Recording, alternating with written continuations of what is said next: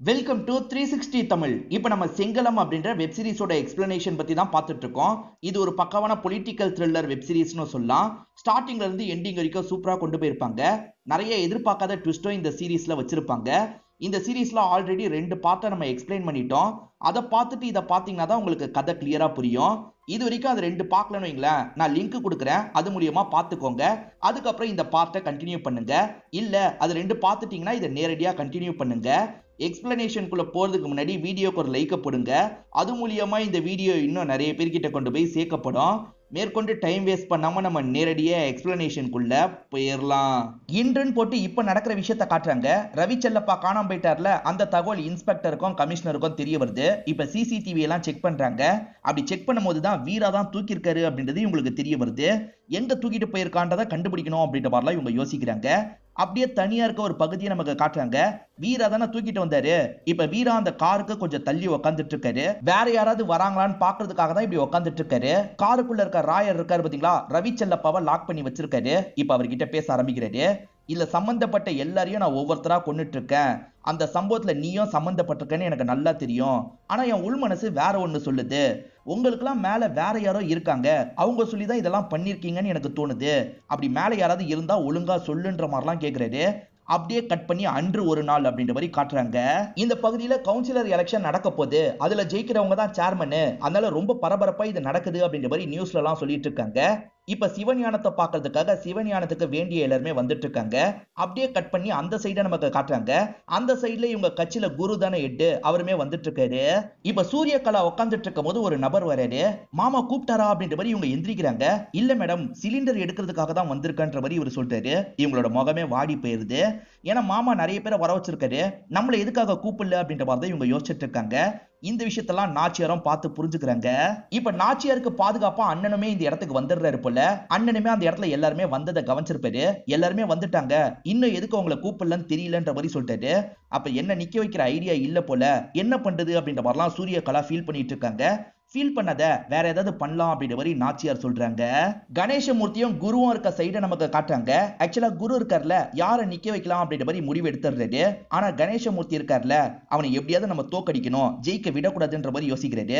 ஏன்னா அவன் ஜெயிச்சா இவரோட செல்வாக்கு குறைஞ்சிரும். நம்ம ரத்தத்துக்கு தான் சீட்டு கிடைக்கணும்ன்ற மாதிரி மரகதம் சொல்லியிருப்பாங்க. இப்ப தங்கச்சியை பார்க்கறதுக்காக நடேசன் வந்திருக்காரு. என்னென்ன அப்பா கிட்ட பேசினியா, நம்ம ரத்தத்துக்கு தான் சீட்டு கிடைக்கணும்ன்ற மாதிரி சொல்றாங்க. நான் பேசினமா, நம்ம ரத்தத்துக்கு தான் கிடைக்கும்ன்ற மாதிரி சொல்றாரு. இதை கேட்கிறவங்க சந்தோஷப்படுறாங்க. இவர் நடந்ததே எக்ஸாக்டா சொல்றாரு. அப்பா கிட்ட இவர் பேசுறதுக்காக வராரு. சூரியகலா வெளியாளுப்பா, நம்ம ரத்தத்துல இருக்கவங்களுக்கு தான் சீட்டு நீங்க தரணும்ன்ற மாதிரிலாம் சொல்றாரு. சூரியகலாவும் நம்மளோட குடும்பம் மாதிரி தான், ஆனா அதுல ஒரு சின்ன சிக்கல் இருக்குன்ற மாதிரி அப்பா சொல்றாரு. நாச்சியார் அன்னைக்கு சொன்னாங்க பாத்தீங்களா, அதுல அப்பா செம்மையா அப்செட் ஆயிருப்பாரு. நாச்சியாரா அதை சொன்னா பரவாயில்ல, ஆனா சூரியகலா சொல்லிதான் நாச்சியார் சொல்லியிருந்தா நம்ம சூரியகலாவை கூட நம்ப கூடாது, ஏன்னா அவளே நாளை பின்ன மாறக்கூட வாய்ப்பு இருக்குன்ற மாதிரி அப்பா சொல்றாரு. சரிப்பா, என்ன முடிவு எடுத்திருக்கீங்கன்ற மாதிரி பையன் கேக்குறாரு. நீ சொன்ன மாதிரி நம்ம குடும்பத்தை சேர்ந்தவங்களுக்கு தான் தரலான்னு யோசிக்கிறேன்ற மாதிரி அப்பா சொல்லிட்டாரு. தங்கச்சிக்கே தாங்கன்ற மாதிரி நடேசன் சொல்லிட்டாரு. ஆனா அப்பா இதை ஏத்துக்க மாட்டாரு. காரணம் அப்பா இருக்கார்ல, தங்கச்சி வேற வீட்டுக்கு போயிட்டா, இப்ப அவ சைன்லாம் போடணும்னா அங்க வச்சுதான் சைன் போடுவா. கண்டிப்பா அவளோட ஹஸ்பண்ட் இன்ஃப்ளூயன்ஸ் பண்ணுவாரு. சோ அவங்க அந்த பதவிக்கு வந்துருவாங்க, நமக்கு அந்த பதவி கிடைக்காது, கையை விட்டு போயிடும்னு சொல்றாரு. இப்ப என்னதான்ப்பா சொல்றீங்க நடேசன் கேக்குறாரு. நீ தான் இந்த பொசிஷனை கையில எடுத்துக்கணும் அப்படின்ற மாதிரி அப்பா சொல்றாரு. எனக்கு இதெல்லாம் இன்ட்ரெஸ்ட் இல்ல அப்படின்ற மாதிரி நடேசன் சொல்றாரு. அப்படிலாம் சொல்லாத, இந்த பதவி நம்ம கையை விட்டு போயிடும், நீ தான் இந்த பதவிக்கு வரணும்ன்ற மாதிரி சொல்றாரு. அப்பா இவ்வளவு சொல்றதுனால இவரும் சரின்ற மாதிரிலாம் ஏத்துக்கிறாரு. இப்ப பிரசன்ட்ல இந்த விஷயத்த தங்கச்சி கிட்ட சொல்லிட்டு இருக்காரு. தங்கச்சியும் சந்தோஷமா இருக்க மாதிரி காட்டிக்கிறாங்க.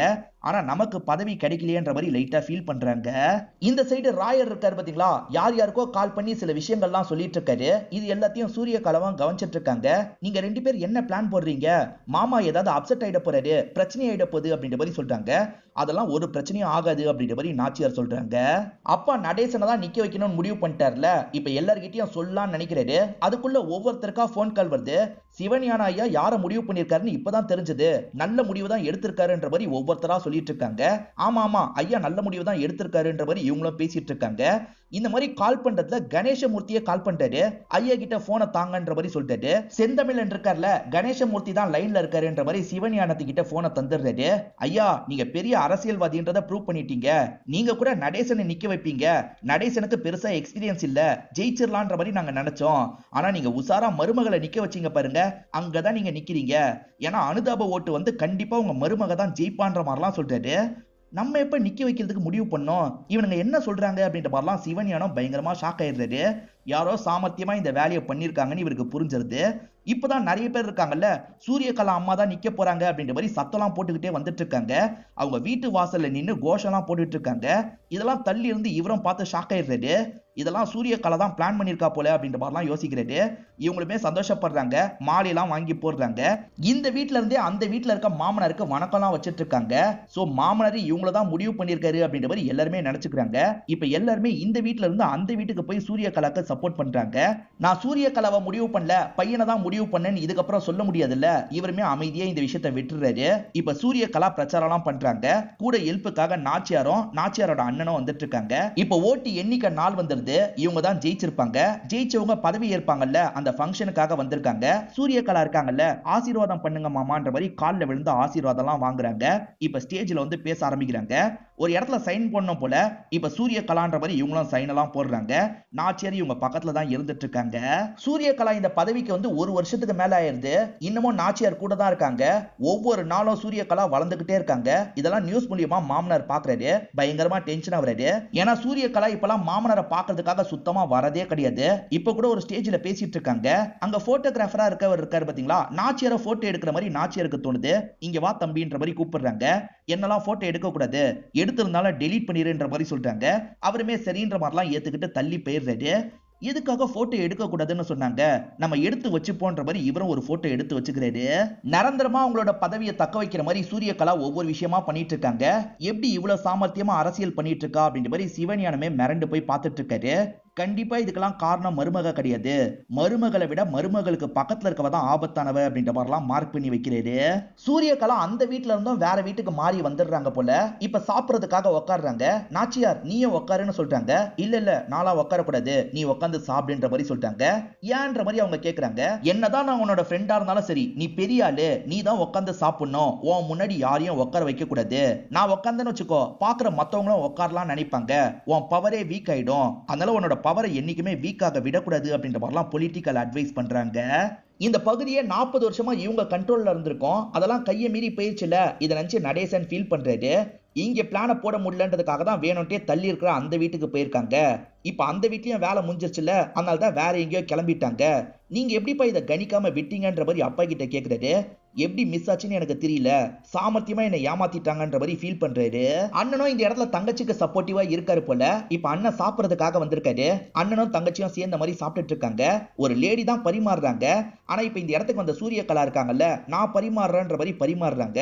சூரியகலா நீலாம் பரிமாறாதன்னு இவங்க சொல்றாங்க. பரவாயில்ல இருக்கட்டும், நீங்க 2 பேரும் எனக்கு எவ்வளவு சப்போர்ட் பண்றீங்க, இது கூட பண்ண மாட்டேனான்ற மாதிரி பரிமாறிட்டு இருக்காங்க. சரி நீங்க உங்களோட ஒய்ஃபு கிட்ட பேசுனீங்களான்ற மாதிரி அண்ணனை பார்த்து கேக்குறாங்க. அண்ணனுக்கு சட்டுன்னு பொறை ஏறிடுது.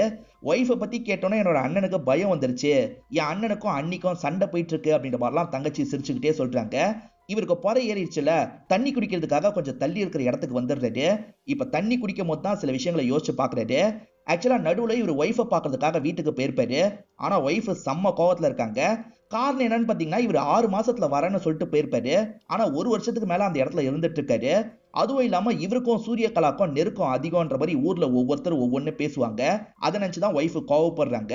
அந்த சூரியகலா கிட்டே போங்க, என்கிட்ட வராதீங்க அப்படின்ற மாதிரி தான் திட்டி இவரை அனுப்பி விட்டுருப்பாங்க. இதனால தான் பிரசன்ட்ல கூட இவங்க 2 பேர் பிரிஞ்சிருக்காங்க போல.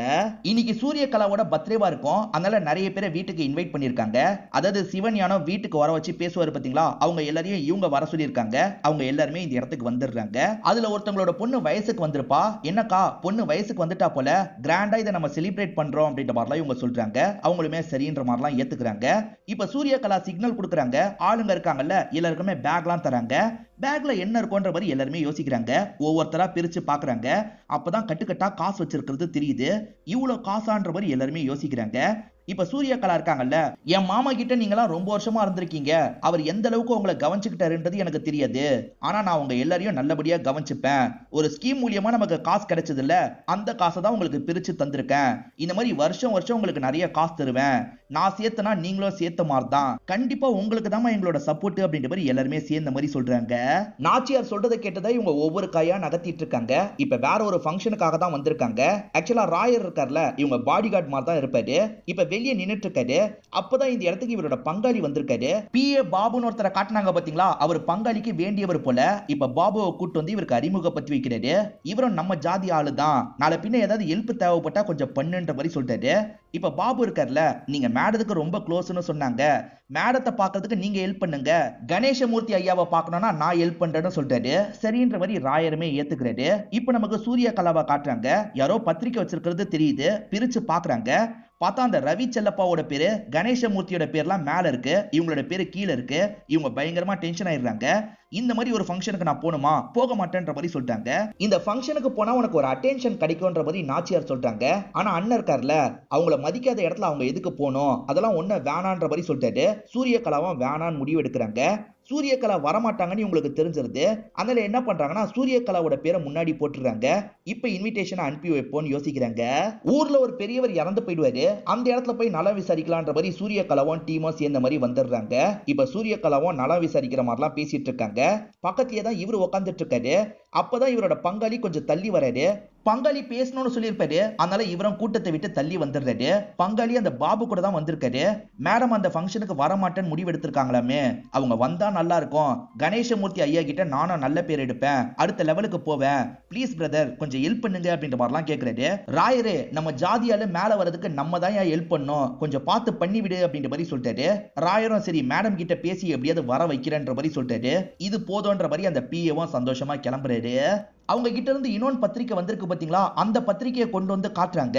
அந்த பத்திரிக்கையில சூர்யகலாவோட பேர் முன்னாடி தான் போட்டிருக்கு. ஆனா சூர்யகலா இருக்காங்கல்ல, மாத்தி அடிச்சு தந்திருக்காங்களா, இருந்தாலும் நான் போக போறது இல்லைன்னு சொல்லிட்டாங்க. சரியான முடிவு தான் எடுத்திருக்கன்ற மாதிரி நாச்சியார் சொல்றாங்க. ஆனா இவருக்கு ஒரு மாதிரி ஆயிருது. இப்ப எப்படியாவது போக வைக்கணுமேன்னு யோசிக்கிறாரு. நான் சொல்றது நீங்க கேப்பீங்களா தெரியல, என் தங்கச்சி அளவுக்கு எனக்கு அரசியல் தெரியாது, ஆனா இந்த மாதிரி ஃபங்க்ஷன்ல நீங்க மரியாதை நிமித்தமா போய் கலந்துக்கிட்டா நல்லா இருக்கும், அவங்க தான் தப்ப புரிஞ்சு பேரை கூட முன்னாடி போட்டுட்டாங்களே அப்படின்ற மாதிரிலாம் ராயர் சொல்றாரு. ஆக்சுவலா ராயர் மேலே உங்களுக்கு ஒரு சாஃப்ட் கார்னர் இருக்கும். காடு மாதிரி ஒரு வருஷத்துக்கு மேல கூடியே இருக்காரு. அவரோட குடும்ப வாழ்க்கையிலேயே பிரச்சனை வந்திருக்கும், அதை மீறியே இவங்களுக்காக இருக்கார்ல, அதனால தான் சாஃப்ட் கார்னர் வந்திருக்கும். நீங்க சொல்றீங்கல்ல நான் வரேன்னு சொல்றாங்க. சூர்யகலா மேடம் வர போறாங்கன்னு தெரிஞ்சோன்னே இந்த பாபுவும் சந்தோஷப்படுறாரு. இந்த ஃபங்க்ஷனுக்கான ஏற்பாடெல்லாம் முன்ன நின்று அவர் தான் பண்ணிட்டு இருக்காரு. அப்படியே கட் பண்ணி சூர்யகலா வீட்டுல கிளம்புறத நமக்கு காட்டுறாங்க. இவங்க ஃப்ரெண்டு நாச்சியாரும் நடந்து வந்துட்டு இருக்காங்க. தெரியாதனமா ஸ்லிப் ஆகி படிக்கட்டுல விழுந்துடுறாங்க. என்னாச்சு ஏதாச்சுன்ற மாதிரி எல்லாருமே பக்கத்துல வந்து பாக்குறாங்க. நாச்சியார் வலியால துடிச்சிட்டு இருக்காங்கல்ல, உன் கூட நான் இருக்கேன், இன்னைக்கு நான் ஃபங்க்ஷனுக்கு போலன்ற மாதிரி சொல்லிட்டாங்க. ஆனா நாச்சியார் இருக்காங்கல்ல, இதுக்காகலாம் நீ ஃபங்க்ஷனை கேன்சல் பண்ண வேணாம், நீ போயிட்டு வா, நானே பார்த்துப்பேன்ற மாதிரி நாச்சியார் சொல்றாங்க. இல்ல தனியா நீ எப்படி இருப்ப, நான் கூட இருக்கன்ற மாதிரி இவங்க சொல்றாங்க. இந்த மாதிரிலாம் பேசிட்டு இருக்கும் போதுதான் வீராவும் அம்மாவும் வராங்க. அதான் அம்மாவும் அண்ணனும் வந்திருக்காங்கல்ல, நாங்க பாத்துக்கிறோம், நீங்க கிளம்புங்க அப்படின்ற மாதிரிலாம் சொல்றாங்க. நாச்சியார் இவ்வளவு சொல்றதுனால போலான்ற மாதிரி சூர்யகலாவும் அண்ணன் கூட சேர்ந்த மாதிரி இங்க இருந்து கிளம்புறாங்க. இப்ப பயங்கரமா சூர்யகலாவை வெல்கம் பண்றாங்க. ஸ்டேஜ்ல கூட்டு போய் உட்காரலாம் வச்சிடுறாங்க. இவருமே இந்த இடத்துல வெயிட் பண்ணிட்டு இருக்காரு. அப்ப டிரைவர் இருக்கார்ல, அண்ணன் டீசல் ஃபில் பண்ணும், வாங்க போயிட்டு வந்துடலாம்னு சொல்றாரு.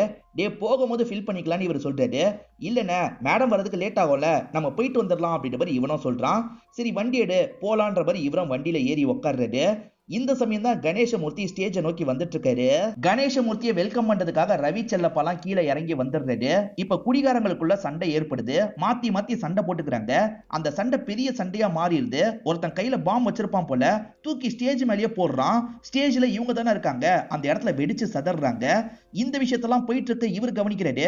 அங்க ஏதோ பிரச்சனை, சீக்கிரமா வண்டியை திருப்புன்ற மாதிரி டிரைவர் கிட்ட சொல்றாரு. இப்ப வேகமா கிளம்பி இந்த இடத்துக்கு வராரு. அவங்களுக்கு என்னாச்சு ஏதாச்சுன்ற மாதிரிலாம் பார்த்துட்டு இருக்காரு. பார்த்தா அந்த இடத்துல அவங்க பயங்கரமா காயப்பட்டு விழுந்து கிடக்குறாங்க. இவரும் பக்கத்துல போய் செக் பண்ணி பாக்குறாரு. பார்த்தா அவங்களோட உயிரே போயிருக்கு. இதை நினைச்சு இவரும் இந்த இடத்துல ஃபீல் பண்றாரு. சூர்யகலா அம்மா போயிட்டாங்களே அப்படின்ற மாதிரி இவங்களோட சப்போர்ட்டர்ஸ் இந்த இடத்துல ஃபீல் பண்ணிட்டு இருக்காங்க. அதே மாதிரி மருமக இறந்து போயிட்டாலே அப்படின்ற மாதிரி மாமனார் அந்த இடத்துல ஃபீல் பண்ணிட்டு இருக்காரு. யாராவது பிளான் பண்ணி இதை பண்ணாங்களா என்னன்றது கிளியரா தெரியல. சூரியகலா இறந்து போனதுக்கு ராயர் பயங்கரமா ஃபீல் பண்ணிருப்பாரு. அது ஏன்றது இப்பதான் நமக்கு தெரிய ஆரம்பிக்குது. ராயர் ஒரு விஷயத்தை யோசிச்சு பாக்குறாரு.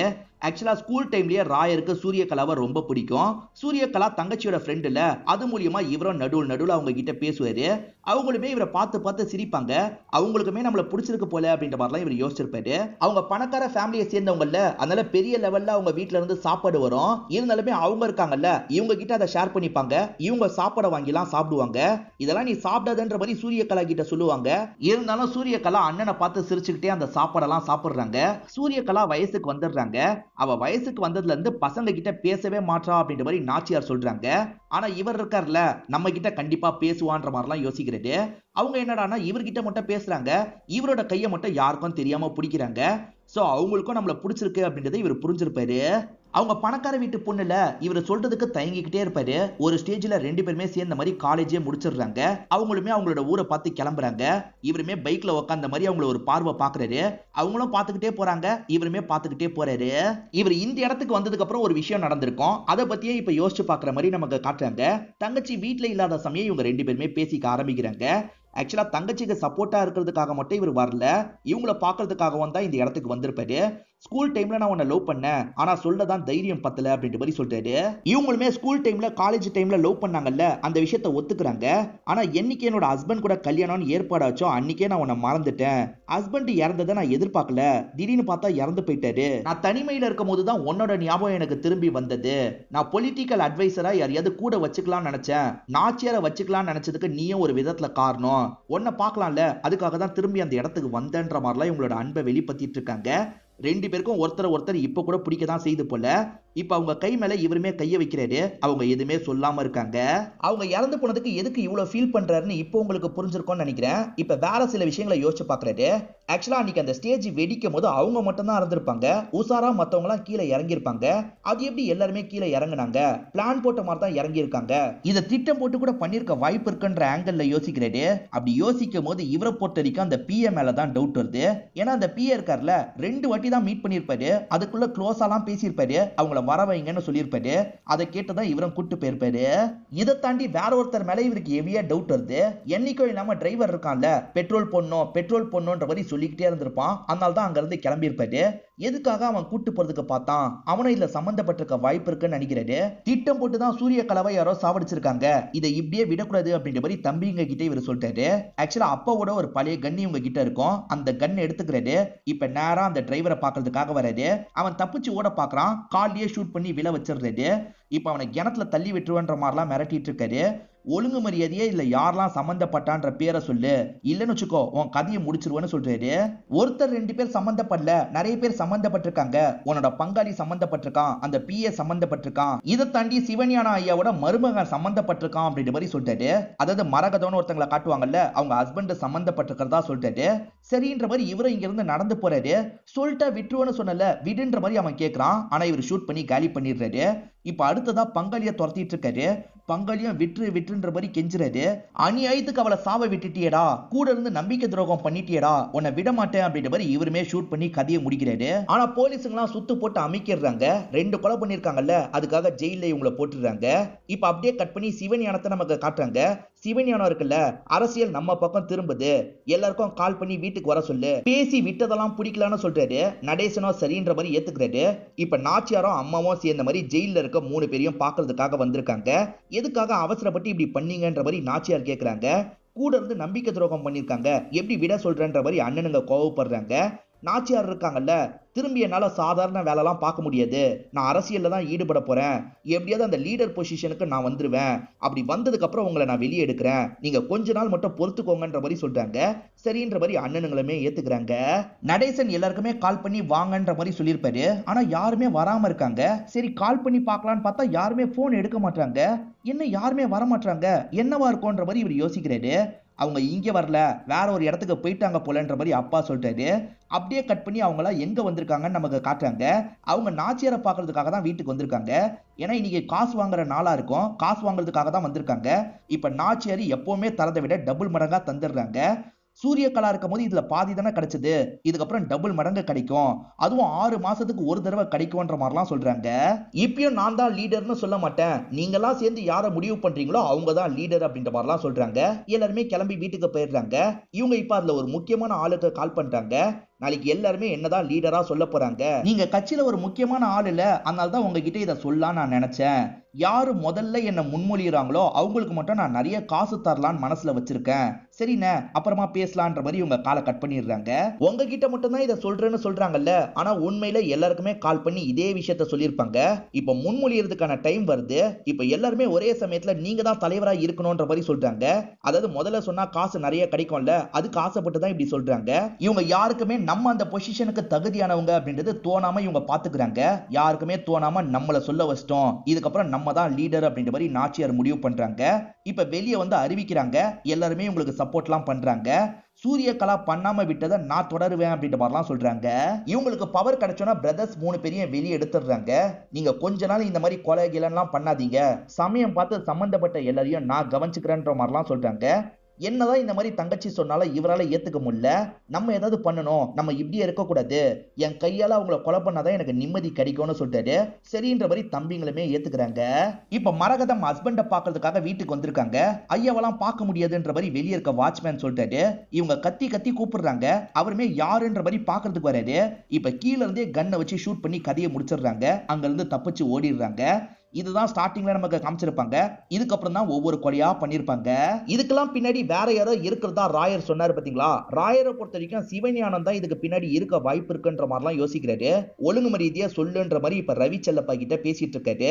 இப்ப இந்த வண்டியை ஃபாலோ பண்ணி நிறைய வண்டி வருது. அதாவது போலீஸுங்க பார்த்தாங்கல்ல, ஃபாலோ பண்ணி இந்த இடத்துக்கு வந்துடுறாங்க போல. வீரா இருக்காருல, அண்ணன் கிட்ட சொல்லணும்ன்ற மாதிரி கீழெல்லாம் இறங்கி வந்துட்டு இருக்காரு. ஆனா போலீஸுங்க அதுக்குள்ள வீராவை அமைக்கிறாங்க. அதே மாதிரி போலீஸுங்க சுத்தி வந்திருக்கிறது ராயருக்குமே தெரியுது. இப்ப ராயர் மேற்கொண்டு இவரை மிரட்ட ஆரம்பிக்கிறாரு. ஒழுங்கா யார் சம்பந்தப்பட்டான்னு சொல்லுன்ற மாதிரிலாம் கேட்கிறாரு. அவர் இருக்கார்ல, உன்னோட தங்கச்சி தான் சம்பந்தப்பட்டிருக்கா, அவ சொல்லிதான் இதெல்லாம் நாங்க பண்ணோன்ற மாதிரி சொல்றாரு. என் தங்கச்சி அப்படிலாம் பண்ணிருக்க மாட்டான்ற மாதிரி சொல்றாரு. அப்புறம் எதுக்காக உன்னோட தங்கச்சி அந்த இடத்துக்கு வரல, நல்லா யோசிச்சு பாருப்பா, உனக்கு புரியும்னு சொல்றாரு. என் போனை எடுத்து வேணா பாரு, 1 மணி நேரத்துக்கு முன்னாடி கூட உன்னோட தங்கச்சி என்கிட்ட பேசினா அப்படின்ற மாதிரி இவர் சொல்றாரு. இவரும் போன் எடுத்து செக் பண்ணி பாக்குறாரு. உண்மையிலேயே தங்கச்சி பேசி இருக்கிறது இவருக்கு தெரியுது. வெளியே இருக்கவங்க கண்ணை கீழே போடு, கண்ணை கீழே போடுன்னு சொல்றாங்க. ஆனா இவர் ஷூட் பண்ணி கதையை முடிச்சிடுறாரு. இப்போ போலீஸுங்கெல்லாம் பயங்கரமா டென்ஷன் ஆகுறாங்க. ஷூட் பண்ணவர் போலீஸ் கிட்ட சரண்டர் ஆகலாம் அப்படின்ற மாதிரி வெளியே வந்து நிக்கிறாரு. இப்ப எல்லாருமே இவரை சுத்தி வளைச்சிடுறாங்க. இப்ப சிவஞானத்துக்கு போன் கால் வருது. யாருன்னு பார்த்தா கமிஷனர் தான் கால் பண்ணிருக்காரு. குற்றவாளி யாருன்றதை கண்டுபிடிச்சீங்கன்னா என்கிட்ட சொல்லுங்கன்ற மாதிரி சொன்னாரு பாத்தீங்களா. கமிஷனர் யார் இதுல சம்பந்தப்பட்டிருக்கா அப்படின்றத கண்டுபிடிச்சிடுறாரு போல. யாருன்னு சொல்லுங்கன்ற மாதிரி சிவஞானம் கேட்கிறாரு. யாருன்னு தெரிஞ்சா பயங்கரமா ஷாக் ஆயிடுவீங்கன்ற மாதிரி கமிஷனரும் பேரை சொல்றாரு. ஆனா இவர் யாரோட பேரை சொல்றாரு அப்படின்றத நமக்கு காட்ட மாட்டாங்க. இப்ப 3 பேரையும் அந்த இன்ஸ்பெக்டர் அரெஸ்ட் பண்ணிட்டார்ல, 3 பேரையும் விசாரணை காவல்ல வைங்கன்ற மாதிரி தீர்ப்பு வருது. இப்ப விசாரணை காவலுக்காக ஜெயிலுக்கு கூட்டு போயிட்டு இருக்காங்க. போற வழியில தங்கச்சிக்கு நிறைய பேனர் வச்சிருக்கிறத அண்ணன் பாக்குறாரு. இவதான் இதுக்கு பின்னாடி இருக்காளா, இவளை விடக்கூடாது அப்படின்ற மாதிரி தங்கச்சி பேனரை முறைச்சு பார்த்துட்டு இருக்காரு. அப்படியே கட் பண்ணி தங்கச்சியோட ஒரு கூட்டத்தை நமக்கு காட்டுறாங்க. இப்ப தங்கச்சிக்கு ஏகப்பட்ட சப்போர்ட்டர்ஸ் இருக்காங்கன்ற மாதிரி நமக்கு காட்டுறாங்க. வேலாய் சாவுக்கு சேர்மன் வந்ததா சொன்னாங்கல்ல, இவங்க தான் அந்த இடத்துக்கு வந்திருப்பாங்க. இப்ப நைட்டு நேரம் நடக்கிறத நமக்கு காட்டுறாங்க. சூரியகலாவோட போட்டோவை பத்தி இவங்க பேசுறாங்க. எப்பவுமே எல்லா ராஜாக்கும் ராஜகுருன்னு ஒருத்தர் இருப்பாரு. ராஜகுரு தான் ஐடியா எல்லாத்தையும் தருவாரு. ராஜாக்கு எதுவுமே தெரியாது, ஆனா ராஜா மட்டும் எல்லா நல்ல பேரையும் வாங்கிப்பாரா? அப்ப ராஜகுரு கடைசி வரைக்கும் சாதாரணமாவே இருக்கணுமா? ஏன் ராஜகுருலாம் ராஜாவோட இடத்துக்கு வரணும்னு ஆசைப்படக்கூடாதா? நான் ஆசைப்படுவேன்ற மாதிரி இவங்க சொல்றாங்க. இவங்க சூரியகலாவை கொண்டு வரதுக்காக இந்த விஷயத்தெல்லாம் பண்ணல, இவங்கள பெரிய ஆளா கொண்டு வரதுக்காக தான் இந்த விஷயத்தெல்லாம் பண்ணிருக்காங்க. ஒவ்வொரு விஷயமா பண்ணி தான் இந்த இடத்துக்கு வந்திருக்காங்கன்ற மாதிரி நமக்கு காட்டுறாங்க.